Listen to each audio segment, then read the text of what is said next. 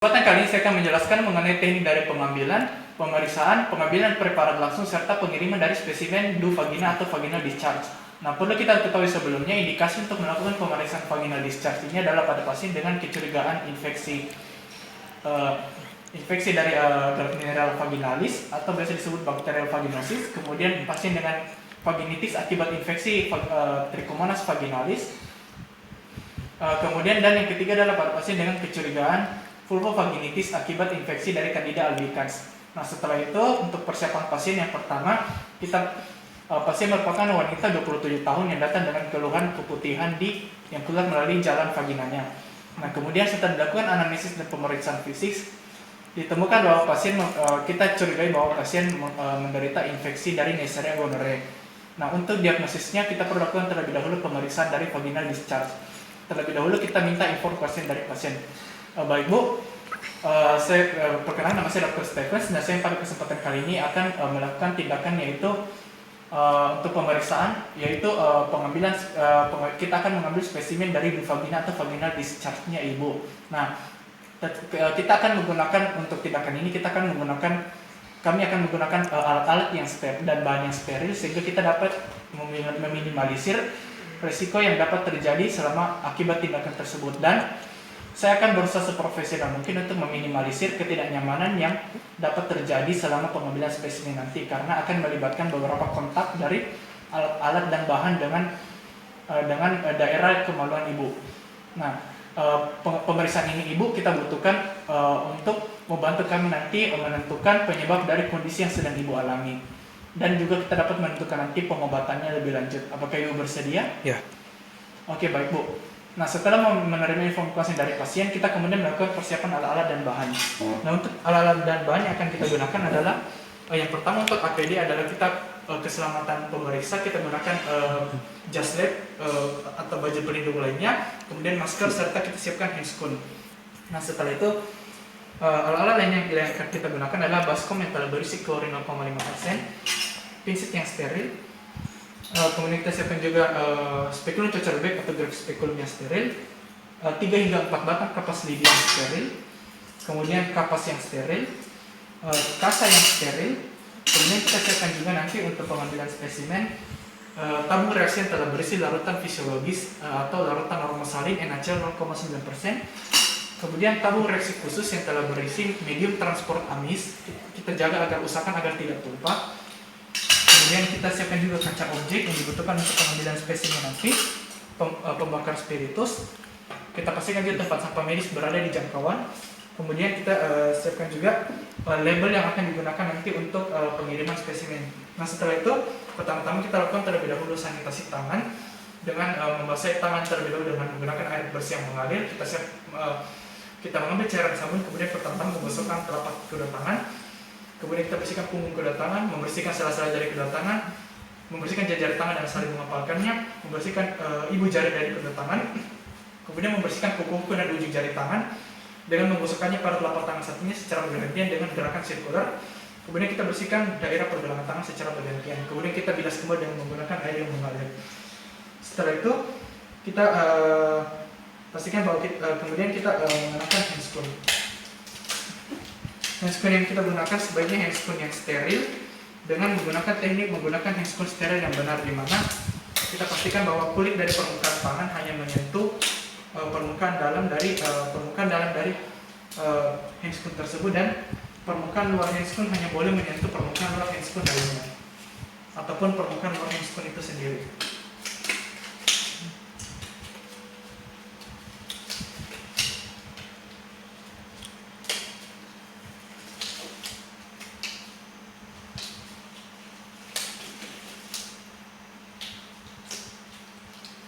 Nah, setelah kita menggunakan handscoon, kita kemudian dapat menginstruksikan pasien sebelumnya untuk membuka celana dan pakaian dalamnya. Bapak Ibu tolong dibuka di celananya Bu dengan pakaian dalamnya. Setelah itu kita menginstruksikan pasien untuk terlebih dahulu berbaring dan berada pada posisi litotomi, di mana posisi litotomi itu adalah kedua paha pasien difleksikan dan diabduksikan, sehingga perineum pasien terekspos secara keseluruhan. Setelah itu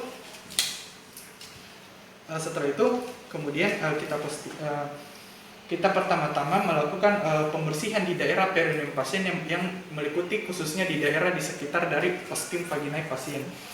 Kita lakukan dengan menggunakan kapas steril yang telah dibasahi larutan NaCl 0,9% tadi. Kita lakukan pembersihan di daerah di sekitar ostium vaginae pasien, termasuk di daerah vulva pasien hingga di distal dari introitus vagina pasien. Setelah itu kita buang kapas steril tersebut ke tempat sampah medis.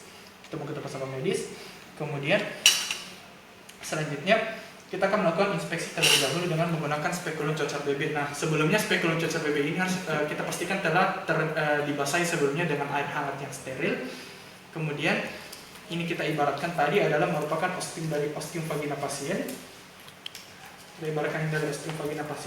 Kemudian seperti pada pemeriksaan ginekologi normal, kita pastikan sebelumnya kita pertama-tama lakukan inspeksi dengan spekulum cocar bebek dengan memastikan kedua bilah cocar bebek atas dan bawah telah memasuki introitus vagina pasien secara perlahan-lahan, dan kita pastikan agar tidak terjepit. Dengan menggunakan bantuan jari telunjuk tangan kiri. Kemudian kita bantu dengan tersebut kita membantu kedua bilah dari spekulum cocar bebek atau gerai spekulum telah masuk ke dalam introitus vagina pasien. Kemudian dengan dengan mengatur dari pengunci bilah atas dan bilah bawah, kita pastikan bahwa bilah atas dan bilah bawah spekulum cocar bebek telah menyentuh dinding atas dan dinding bawah dari vagina hingga serviks pasien. Setelah itu kita menekan tuas dari pangkal spekulum cocar bebek untuk memudahkan kita membuka nanti bagian tengahnya, memudahkan kita melihat isi dari lumen vagina hingga serviks pasien, hingga juga dapat terlihat lubang dari kanalis endocervicalis pasien. Nah, setelah itu kita lakukan inspeksi. Kemudian yang pertama kita akan menggunakan kapas steril yang pertama yang telah dibasahi dengan larutan NaCl 0,9% tadi. Kita gunakan untuk membersihkan daerah di seluruh daerah introitus vagina, hingga membersihkan juga ke daerah dinding dari kanalis endocervicalis pasien. Setelah itu kita tarik kembali keluar, kemudian kapas lidi tersebut kita buang ke tempat sampah medis. Kemudian kita mengambil yang kedua, kapas lidi steril yang kedua yang telah dibasahi juga dengan larutan NaCl 0,9%. Kemudian dengan spekulum cocar bebek tetap membuka introitus vagina pasien. Kita masukkan kapas lidi yang kedua tersebut yang telah dibasahi dengan larutan NaCl 0,9% memasuki kanalis endocervicalis pasien kira-kira hingga sedalam 2 hingga 3 cm. Setelah itu kita pastikan bahwa ujung kapas lidi tersebut telah memasuki kanalis endocervicalis pasien dan telah menyentuh hingga mampu menyerap vaginal discharge di dinding-dinding dari kanalis endocervicalis pasien. Kemudian kita lakukan putaran searah jarum jam kira-kira 1 hingga 2 kali. Setelah itu kita tarik perlahan-lahan kapas lidi tersebut, usahakan agar tidak menyentuh dinding dari serviks, vagina hingga vulva dan tidak menyentuh spekulum cocar bebek yang kita pasang. Kemudian segera kita masukkan kapas lidi tersebut ke dalam tabung reaksi yang telah disiapkan tadi yang telah berisi medium transport amies. Kita masukkan ke dalam, kemudian kita patahkan bagian di belakangnya dan kita buang ke tempat sampah medis. Sedangkan yang telah di dalam medium transport tersebut kemudian kita tutup dan kita nanti akan labeli labeli dengan yang tertulis di situ nama pasien, nomor rekam medis pasien serta tanggal dan jam pengambilan spesimen. Kemudian kita siapkan kapas lidi yang steril yang ketiga yang telah dibasahi dengan larutan normosalin 0,9% dengan tetap spekulum cocar bebek tadi tetap terpasang di introitus vagina pasien, dan kita akan mengambil spesimen yang selanjutnya di kanalis endocervicalis pasien juga seperti teknik yang sama tadi. Kita lakukan pemutaran 1 hingga 2 kali di dinding-dinding kanalis endocervicalis pasien, kemudian kita tarik perlahan, usahakan agar tidak menyentuh dinding serviks, dinding vagina hingga tidak menyentuh vulva dan spekulum cocar bebek tersebut. Kemudian kapas lidi steril tersebut jika memungkinkan kita dapat lakukan inokulasi pada plate medium culture, ataupun jika tidak tersedia plate medium culture, maka yang dapat kita lakukan adalah kita lakukan apusan pada pada kaca objek steril yang telah disediakan tadi. Kaca objek tersebut kita pastikan sebelumnya telah dibersihkan dengan menggunakan kapas yang steril, kemudian juga telah disterilisasi dengan dibakarkan pada pembakar bunsen. Kita lakukan dengan tidak lama sehingga tidak merusak dari kaca objek. Setelah itu kita kemudian spesimen yang berada pada kapas lidi tadi kita kemudian lakukan hapusan di kaca objek tersebut. Dapat kita lakukan di tengah-tengah kaca objek tersebut, dan kita pastikan juga bahwa telah tertulis nama dan nomor rekam medis pasien serta tanggal pengambilan spesimen pasien di bagian kaca objek yang dapat ditulis. Kemudian kita buang kapas lidi steril tersebut ke tempat sampah medis, dan pengambilan dan kemudian telah diperoleh 2 spesimen, yaitu yang pada tabung yang telah berisi medium transport amis dan yang pada kaca objek tadi. Kemudian spesimen pada kaca objek ini kita fiksasikan kembali dengan membakarkan di bagian bawahnya dengan melewatkannya pada api pembakar bunsen. Kita lewatkan saja sehingga tidak merusak kaca objek. Setelah terfiksasi, kemudian spekul cocok bebek yang telah dipasangkan pada introitus vagina tadi dapat kita lepaskan. Pertama-tama kita atur kembali kunci pengatur bilah atas dan bilah bawah agar saling menjauh dari dinding vagina dan serviks pasien sehingga tidak menyentuh lagi. Kemudian kita tarik perlahan-lahan. Kemudian spekul cocok bebek tersebut kita rendam pada baskom telah berisi klorin 0,5%. Kemudian kita mengatakan kepada pasien bahwa pengambilan spesimen telah selesai. Tapi Bu, pengambilan spesimennya telah selesai Bu. Kemudian kita instruksikan pasien untuk kembali mengenakan celana dalam serta mengenakan celana atau roknya. Kemudian kita instruksikan pasien untuk kembali duduk. Tapi Bu, silakan duduk. Nah, setelah itu kemudian kita bersihkan handscoon yang kita gunakan tadi pada baskom yang telah berisi klorin 0,5%. Kemudian kita lakukan pelepasan handscoon dengan teknik yang benar, di mana permukaan luar dari handscoon tersebut hanya boleh menyentuh permukaan luar handscoon lainnya, dan kulit tangan hanya boleh menyentuh permukaan dalam dari handscoon tersebut. Kemudian kita letakkan kemudian kita rendam kembali ke baskom yang telah berisi klorin 0,5% dan nantinya kita buang ke tempat sampah medis. Kemudian kita lakukan teknik sanitasi. Selanjutnya untuk sanitasi tangan setelah melakukan tindakan kita lakukan seperti sebelumnya, membasuh kedua tangan dengan air bersih yang mengalir, kemudian mengambil cairan sabun, menggosok kedua telapak tangan, kemudian menggosokkan punggung kedua tangan secara bergantian, menggosokkan sela-sela jari tangan, kemudian membersihkan jari tangan dengan saling menempatkannya, membersihkan daerah ujung jari tangan secara bergantian, kemudian kita bersihkan ujung jari dan kuku tangan dengan menggosokkannya pada telapak tangan satunya secara bergantian dengan gerakan sirkular. Kemudian kita membersihkan daerah pergelangan tangan secara bergantian dan kita bilas kembali dengan air bersih yang mengalir dan kita keringkan dengan handuk steril.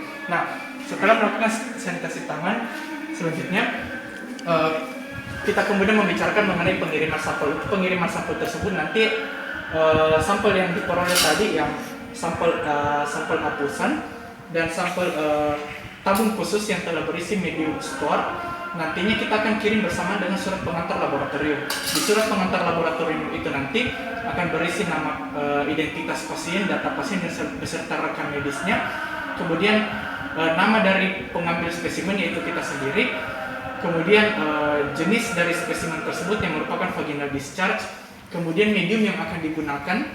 Medium yang digunakan yaitu pada kesempatan kali ini adalah medium kultur amies.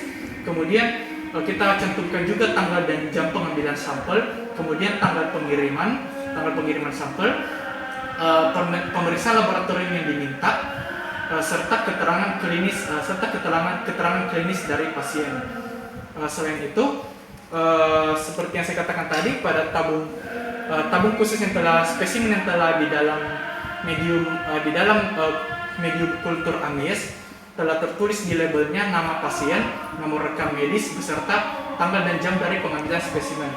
Serta di kaca objek juga telah tertulis identitas pasien, nomor rekam medis serta tanggal dan jam pengambilan spesimen. Kemudian untuk tabung spesimen kita masukkan nanti lagi ke dalam tabung yang lebih besar sehingga lebih memudahkan nanti pembawaannya pengantarannya ke laboratorium. Dan untuk kaca objek setelah kita lakukan fiksasi tadi, kita fiksasi kembali lagi dengan menggunakan tisu. Kemudian kita masukkan ke dalam amplop yang disertakan nanti dengan surat pengantar laboratorium. Kemudian dikirimkan ke laboratorium untuk pemeriksaan lebih lanjut.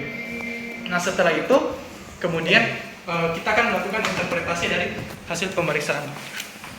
Nah, untuk hasil pemeriksaannya, setelah dilakukan pewarnaan gram ditemukan hasil pada mikroskop seperti berikut, di mana yang dapat kita perhatikan adalah adanya tanda-tanda leukorea, di mana dalam lapangan pandang besar ditemukan sejumlah dari sel-sel polimorfonuklear atau sel-sel neutrofil, serta kita temukan adanya mikroorganisme berupa bakteri gram negatif yang berwarna merah ini, yang terdapat berupa bentuk diplococcus, serta terdapat intraseluler dan ada pun yang ekstraseluler.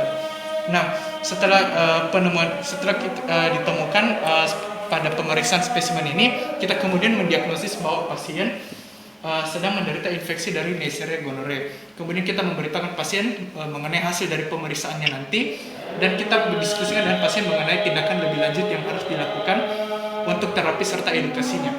Nah, untuk video CSL dari teknik pengambilan spesimen, pemeriksaan, kemudian pemeriksaan, pembuatan preparat langsung serta pengiriman dari spesimen vagina atau vaginal discharge telah selesai. Sekian dan terima kasih.